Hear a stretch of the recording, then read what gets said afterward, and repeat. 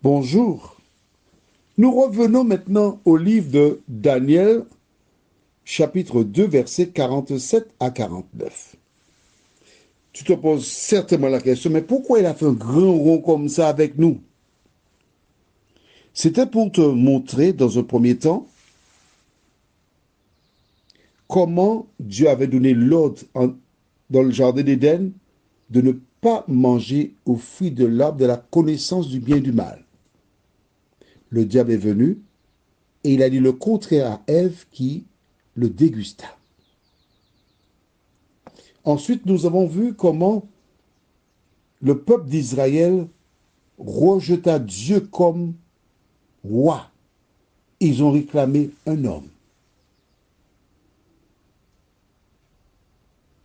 Dieu a respecté leur liberté. Puis on a vu que Dieu voulait que le peuple soit saint. Et nous sommes ensuite arrivés dans 2 Pierre chapitre 2, les versets 9 à 12, où Pierre rappelle que nous sommes un sacerdoce royal avec une mission, produire de bons fruits, de bonnes œuvres, afin que le jour où Dieu visitera ces personnes-là, elles puissent l'accepter par le biais du témoignage du peuple de Dieu. Daniel est arrivé en Babylone. Il connaissait tout ce que nous avons vu qui s'est déroulé avant lui. D'accord? 1 Samuel 8, la tentation, tout le reste. Mais il est conscient qu'il est une lumière envoyée par Dieu pour éclairer ces personnes qui sont dans les ténèbres. Nous lirons donc dans Daniel 2, versets 47 à 49, juste après la prière. Notre Seigneur et notre Dieu, tu veux que ton peuple soit saint. Et dans le livre de Lévitique, qu'il n'ait pas d'idole. Les autres ont des idoles, mais pas le peuple de Dieu. Puis nous avons vu dans 1 Pierre 2, versets 9 à 12, que nous devons être encore la lumière du monde. Seigneur, Daniel a brillé pour toi dans la cour de Nebuchadnezzar. Et quel est le résultat? C'est ce que nous découvrons maintenant. Merci Saint-Esprit de nous éclairer, de nous garder, de nous bénir. Nous avons prié au nom de Jésus et pour ta gloire éternelle. Amen. Daniel 2, versets 47 à 49. Le roi adressa la parole à Daniel et dit,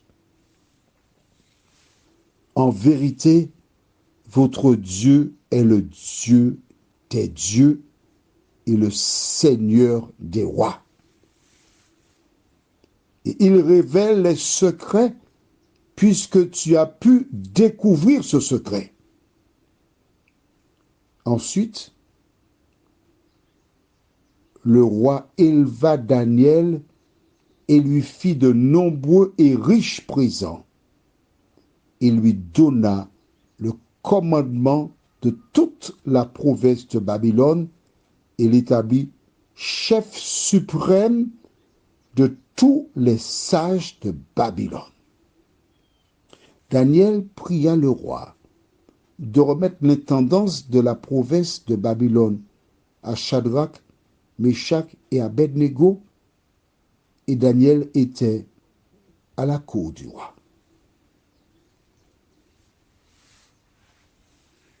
Pourquoi Daniel était-il à la cour du roi? Note avec moi que le roi, verset 48, éleva Daniel et lui fit de nombreux et riches présents. Il lui donna le commandement de toute la province de Babylone et l'établit chef suprême de tous les sages de Babylone. Waouh! Comment pourrais-je être le commandant de toute la province de Babylone, et en même temps, je suis chef suprême de tous les sages de Babylone. Non, non, non, ce n'est pas possible ça. C'est trop pour moi. Que fait-il? Il prie le roi de remettre l'intendance de la province à Shadrach, Meshach et Abednego. Et il avait quoi? Il était à la cour du roi. Quel homme humble, désintéressé. Il ne cherche pas le pouvoir. Il ne cherche pas la gloire. Ses compagnons qui ont toujours marché avec lui, qui ont prié avec lui pour que Dieu lui révèle le songe, ils n'étaient pas là. Mais l'Éternel était là pour eux. L'Éternel a utilisé Daniel pour les bénir. Toi qui m'écoutes là ce matin, qu'aurais-tu fait? Tu aurais gardé les deux postes et puis tu aurais donné à Meshach, Shadrach, Abednego un petit poste subalterne, c'est ça? L'enfant de Dieu ne court jamais après un poste. L'enfant de Dieu fait ce qui est à sa portée. Il ne se surcharge pas. Il y a des personnes qui ont beaucoup d'activités, qui n'ont pas de temps pour aller uriner. Pourquoi? Dieu prend-il plaisir à une telle attitude? Certainement pas. Alors si tu as beaucoup de travail, donne une partie du travail ou un poste à ceux qui sont dans le besoin. C'est ce que Daniel fit et c'est ce que font les enfants de Dieu. Revenons au verset 46. Non, pardon, verset 47. Le roi adressa la parole à Daniel et dit, en vérité, votre Dieu est le Dieu des dieux et le Seigneur des rois. Et il révèle les secrets puisque tu as pu découvrir ce secret. Que se passe-t-il? 4 garçons qui arrivent à Babylone, qui ont décidé d'obéir à la parole de Dieu. Ils ont décidé de faire ce que Dieu attend d'eux. Ils sont donc fidèles. Grâce à leur fidélité, l'Éternel a été en mesure de les utiliser. Je dis les, parce que les 4 ont prié. Les 4 étaient ensemble.